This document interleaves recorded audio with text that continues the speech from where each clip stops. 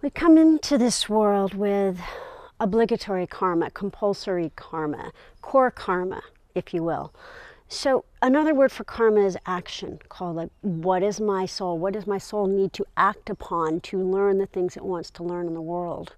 You know, the soul is only interested in learning about loving through these different actions that it's contracted to fulfill in this lifetime.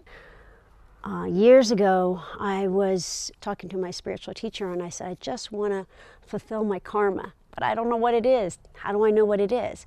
And he said, if it's karmic, you will want to do it. So if you want to know, what do I need to do to fulfill my karma, look to what you want to do. I want to make movies. I want to have kids. I want to do whatever.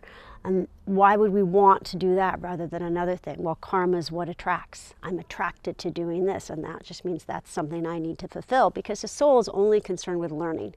The soul wants to fulfill, wants to learn, so it picks different pathways to learn. But as we start fulfilling those things, it can be like, now what?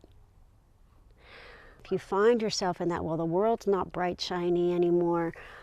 I don't know what my dharma is.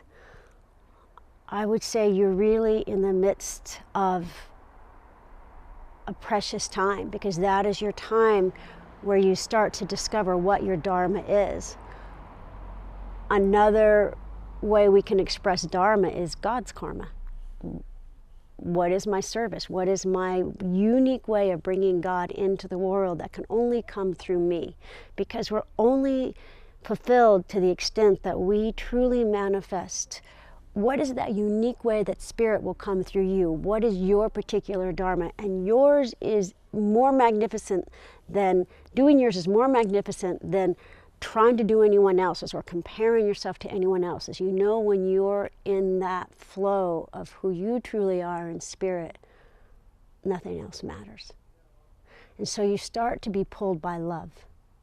Rather than being pushed by lack or karma, you start to be pulled by love. What is the way the spirit uniquely moves through me that I want to share with the world? And why do you want to share that with the world? Because we want to be in the midst of spirit. We want to be in that divine presence.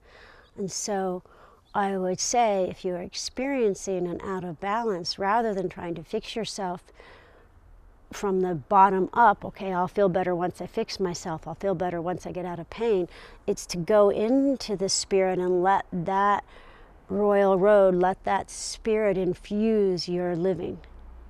And that's another way to express being pulled by loving.